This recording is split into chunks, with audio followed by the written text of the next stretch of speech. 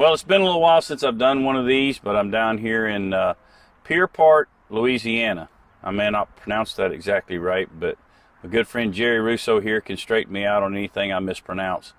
But we're sitting out here at Jerry's residence here. Dog kennels are right over here, so if you hear some dogs barking, that's what it is. But we've just finished up rabbit season here. Today was the last day. Got leap year, got an extra day in. And it's really been neat to be down here in Louisiana. I've seen a lot of things that I am not used to seeing, like a man falling out of the boat wrestling with an alligator that was lethargic. But we'll talk about that a little later. But anyhow, I don't want to do all the talking here. So in these interviews, what I like to just ask a few questions. And so if you would, go ahead and just give them your name. And I've already told them where you're from, but you can go ahead and say that. And then tell us how long you've been into beagling rabbit dogs, when you got your first rabbit dogs, and whatever you want to say about that sort of thing. Sure. So, like David said, my name is Jerry Rousseau. I've been fooling with beagles since I'm probably about 18 years old. Had some dogs all my life, not as many as I have now. I have a lot more time, free time. I'm retired, so I get to spend more time with my dogs. Both hunting and just running. And I came across David's dogs website, I guess about 5 or 6 years ago, and piqued my interest, so got in touch with him and started picking up a couple at a time, and I liked what I got. I liked the intelligence of the dogs, the hunt, the drive, really pleased with every dog I've gotten so far. I've only gotten one dog that I got back to David simply for she just got a little bigger than I cared for her. Wasn't nothing wrong with her. If she'd have been 2 inches shorter, she'd have never left here. But so David and I got, we got to be friends, and I know he likes rabbit hunting, and so I had him down this year for some pretty eventful hunts. We were able to go in the Atchafalaya Basin, which is one of the world's largest freshwater river basins. And we've been fortunate the last few years that the rabbit population has really skyrocketed. So whatever you see on these hunts that, we went on, that's not a normal, typical thing. It's pretty eventful to see that many rabbits and be able to put your dogs on them. You could probably train a blind chihuahua to run beagles on some of these places we go, because it's just that many rabbits, and you get to have a lot of fun, and dogs get a lot of training in a relatively short period of time, and young dogs especially, if you can put this many rabbits on them, they'll definitely progress leaps and bounds when you don't have the rabbits. So yeah, and it's been a lot of fun with David. We've had some different characters. We've hunted some friends of mine's places. We hunted at a guy's place that he actually has never hunted rabbits there because he's a big deer hunter, and he didn't want to mess up his deer. But I convinced him that it would be okay, and he had the time of his life. I think we totaled 19 on that hunt, which was really fun, and some good guys. Dogs did good. We had some hot days, but bear with it. You gotta give you what the good Lord take it how he gives you. And if it's hot, you hunt. You just don't hunt as long. And today we were fortunate. We had a good cool day for the last day. And I was telling David this morning, I said, we got this extra day because of the leap year. And I actually dreamed last night that the governor had extended the season through the weekend. So, but unfortunately, it was just a dream. So we wrapped it up today, and David will be pulling out here shortly, and so we did this little interview, and I really enjoyed having him. Made some good memories, and hopefully he'll come back next year, and we can do it all over again. That's the thing about rabbit hunting. You get to make a lot of memories, and Jerry here, he hunts with his son Ridge, and got to do a few hunts with him, and he's got 2 grandsons that are not old enough to hunt yet, but before you know it, they'll be out there going at it. Pass the torch on. And I tell you what's wild down here in Louisiana. They have a lot of rabbits, but was telling Jerry, it seems like every guy down here, they fish, they hunt, and they cook. It's like it's just tradition. It's what they do. And Jerry's took me to some really great spots. And the funny thing that I remember about the guy you said that he thought we were going to mess up his deer hunting, and he's been putting you off forever. There was a guy that came and he drove a golf cart. He couldn't hunt with us. He had to leave and go. But he drove a golf cart to the back part of the property. So this property was not real wide. It was just real long and deep. And we started in the front. And he drove to the back to a little pipeline opening. And didn't he say he counted 10 rabbits across that pipeline just like within a few minutes? He was looking for deer. Right. But no deer were there to count. So he started counting rabbits. And he said 10 rabbits crossed while we were hunting 500 yards, 600 yards away. They weren't even in the hunt. They were just getting out of there when the racket started with the dogs and also. It's unbelievable down here. And like he said, when he take you to the spillway, the islands and stuff, it's public land, but I've never seen anything quite like it. It's like, rabbits running everywhere. And a lot of rabbits get away that you may say, well, man, y'all killed every rabbit out there if you killed 29, and we don't hunt that way. But I can tell you that on a day we killed 29 or we killed 32, there was probably at least that many that we saw that got away. Some went to holes. A lot of them go to swamps, deeper water, and they swim away. And then a lot of people had asked me, said, when they saw video and pictures of where we were at, aren't you scared of the gators? Your dog's getting ate by a gator. And so, I had asked Jerry about that, and he said, the gators down here don't even really get active until about the middle, third week of March. He said it's still cold. Now, to those of us that are not used to warmer weather, you got to understand, down here, if it gets below 50 degrees, these people down here consider it to be very, very cold. And I've been told by other people, too, that if it drops below 50, the snakes become inactive and different things. So the gator has to warm up, and it has, even though you might have some days that are 70s, 80s, it's still dropping down cooler in the evenings, and it takes them a while for their bodies to warm up. We saw a real nice big gator on a log coming out when we were on the boat, miles away from where we were hunting, that I would have loved to have had a picture of, but we got past it before we saw it real good to get a picture, and we didn't go back. But yesterday, Mr. Adventure here, another thing he's done is, while I've been down here, everybody he goes to, of course down here everybody knows each other. You don't go anywhere that they don't know each other. But he'll introduce himself as, I'm Jerry Rousseau, professional rabbit hunter. So this is a professional rabbit hunter right here that I've had the privilege to hunt with. I actually even got to carry his gun a couple times to him from spot to spot. And that's rare. I don't usually let anybody touch my gun. But yeah, David, once he had it, I told him, you just soon carry it now. I mean, you got it. You've touched it, so. Yeah, there's probably the fact that he shoots left-handed. He actually has a left-handed shotgun. That's right. And I'm left-handed, but I don't have a left-handed shotgun. And so maybe that's what it was. But it was yesterday with the gator, though. We saw a gator going in, and it just, jumped off the bank, went in the water. And we saw another one coming out. So I said, hey, there's a gator. So his brother-in-law, Yancey, was hunting with us, just three of us. So Yancey said, well, here, I'll turn around. So they went back, and I got up there and got a picture and some video and everything. And I thought, well, okay, that's it. But Mr. Wrangler here decided to show everybody that the gator wasn't moving. So he decided that he was going to help make the gator move. So when he actually stepped over. I don't think he intended to step out of the boat, but he ended up in the boat about up to right here, wet.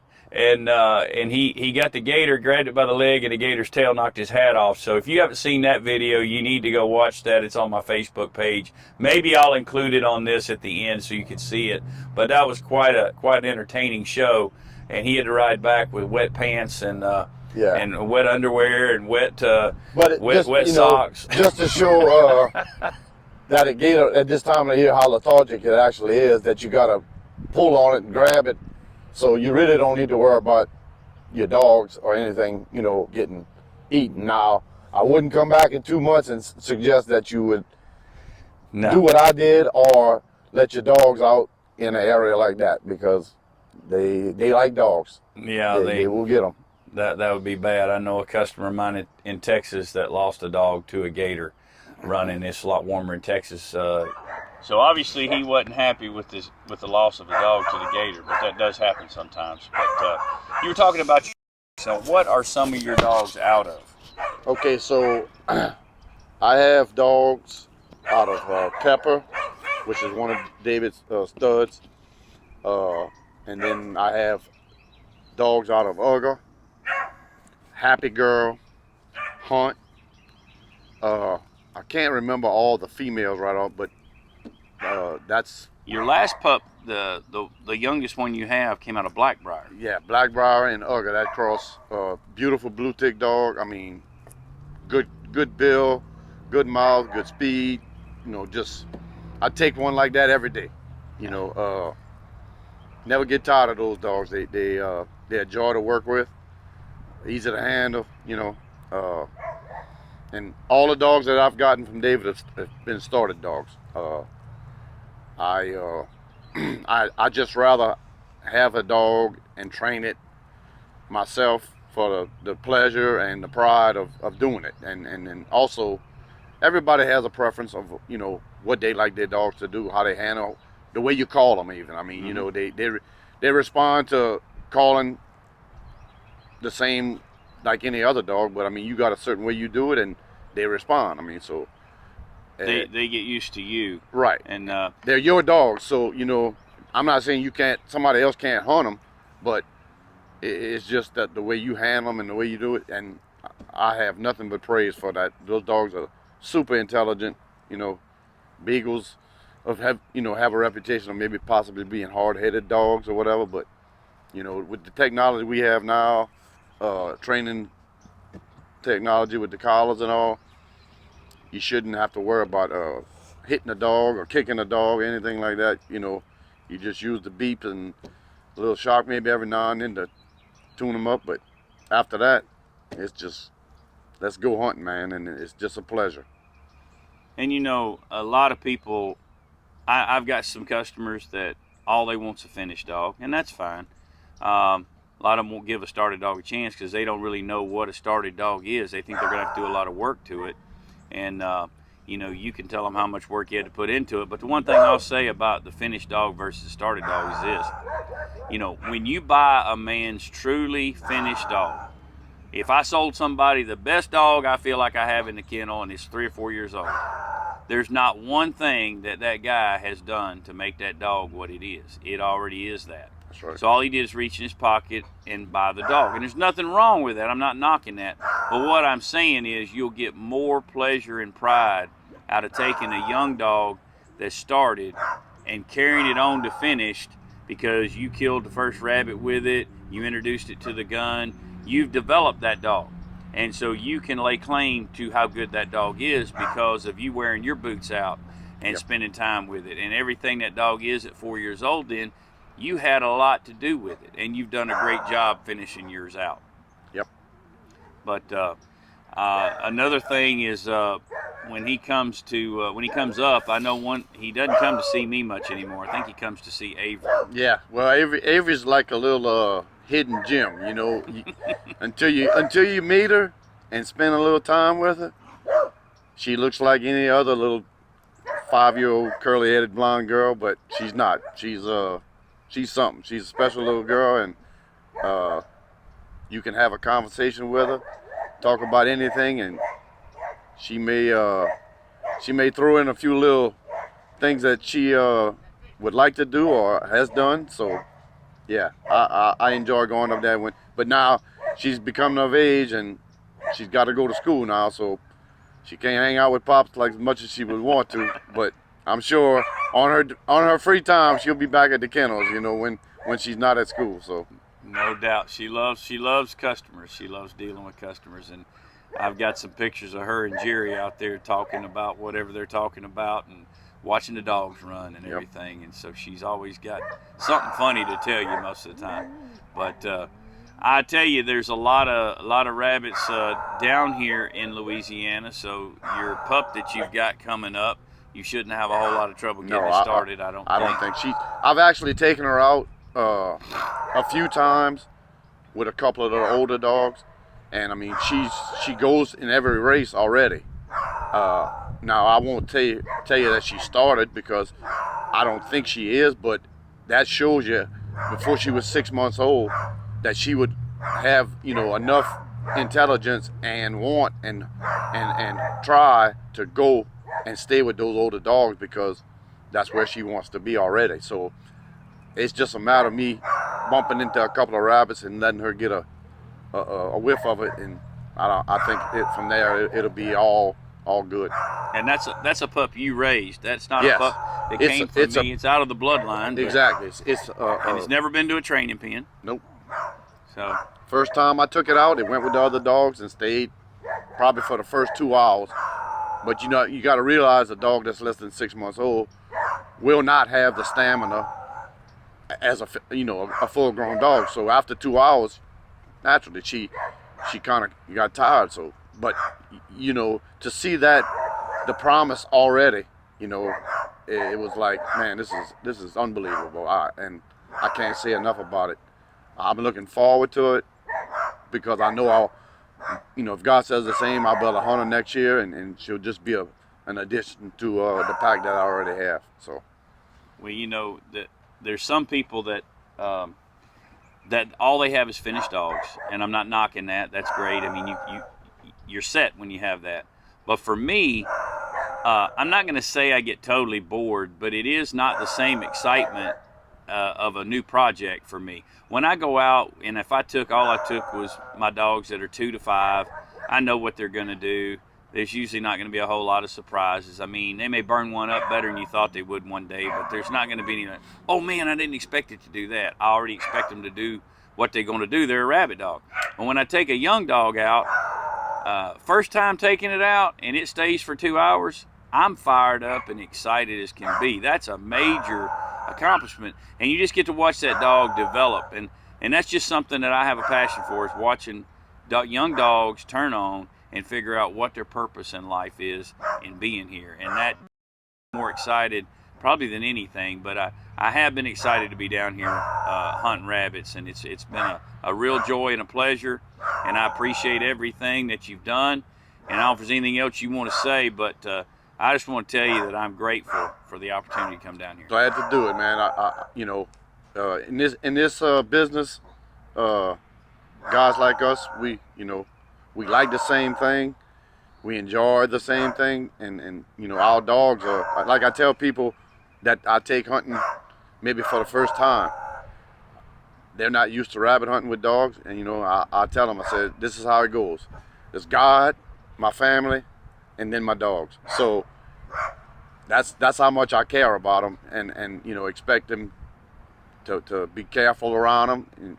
But you want to introduce as many people as you can to this sport, because it's really a dying thing. The younger generation needs to know. I mean, it's a tradition that's been going on for hundreds of years. So hopefully David and I, with kids of our own and stuff like that, we can pass this on, and future generations can enjoy the same things we enjoy.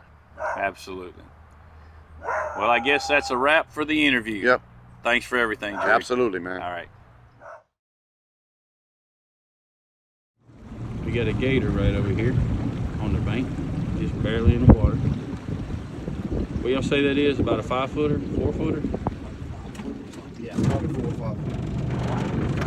5. Not a real big one. I'll try to get a little bit closer to him. You get close enough. I think Jerry said he would pick it up, get a good picture. He'd catch it for I'd you. rather that than a snake. I don't think I'll feel it.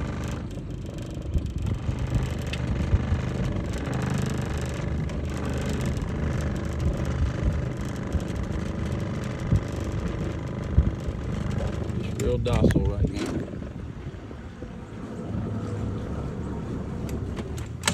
Got him? Yep, I got him. That's good. Close encounters with gators. Think he's alive?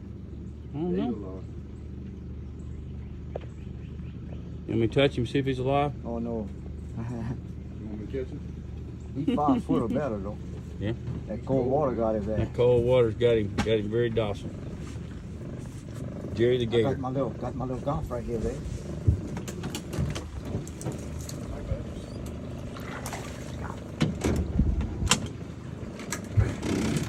He's moving. Look at him. Moving real slow. I'll be dog. How about that? Yeah, yeah.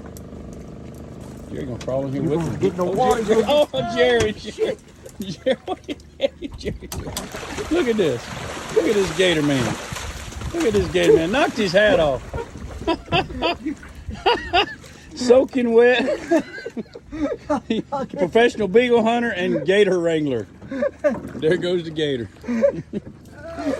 Was that worth it? I tell you what, that cold water feels good. Oh my Lord. I didn't mean for you to get wet, Well, you wasn't a very good boat captain. You kept, dude. I got a cart, dude. you got a hole in him, right at the top. Watch this, y'all. I think I got a leak in my boot. He's got his boot totally full. Yeah, I got a hole in it. Yeah, a big hole at the top. Oh, you had a hole in your head for trying that.